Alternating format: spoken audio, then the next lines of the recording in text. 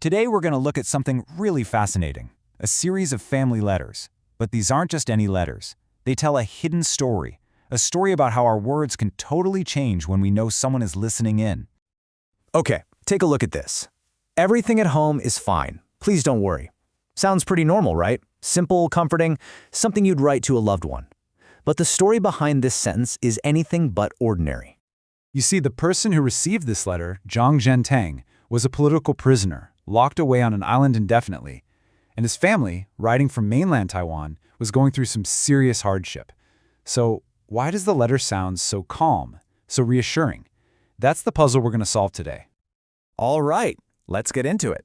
To really understand what these letters are saying, we first have to understand the journey they went on, and, more importantly, the invisible reader they were always intended for.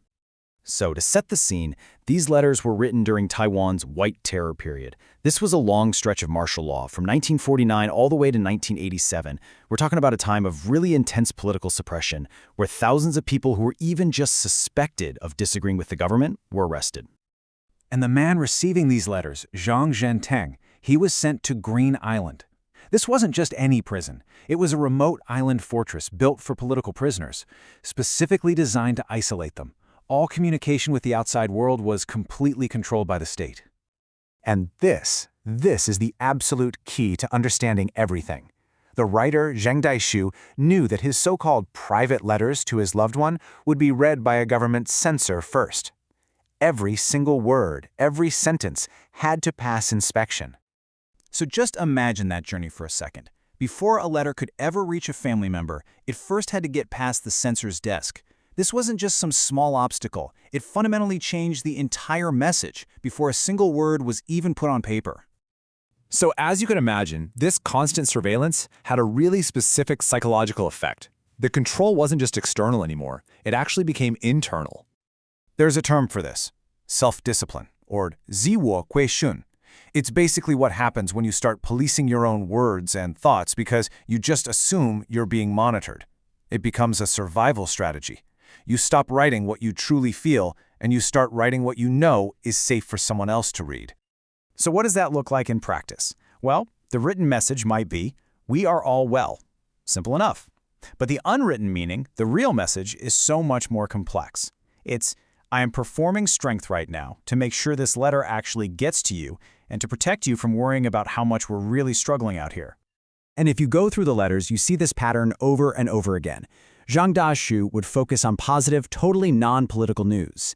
He'd talk about the kids getting good grades, painting this picture of a perfect, stable, thriving family, all while they were living under the shadow of political persecution. And it wasn't just about big things. He'd also write about totally mundane stuff, like a good harvest. But none of this was random. These details were picked so carefully. Why? Because they were safe, they were apolitical, and they presented an image of total normalcy to the prison authorities. And this is such an important point.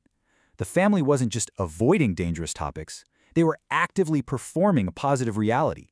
It was a deliberate act, a script written for a very specific audience of one, the government censor.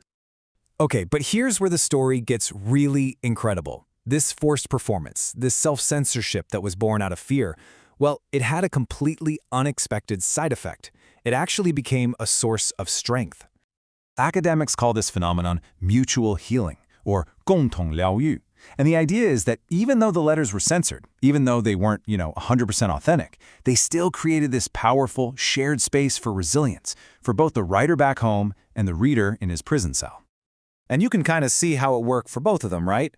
For the writer, performing strength was a way to feel like he was doing something, anything, to help. For the prisoner, these letters were a lifeline, freeing him from extra guilt and worry. It kept their connection alive and created this shared script, "We're strong, we're going to get through this, we'll be okay." The research we're drawing from uses this absolutely chilling phrase to describe Ta-Hsiu's role.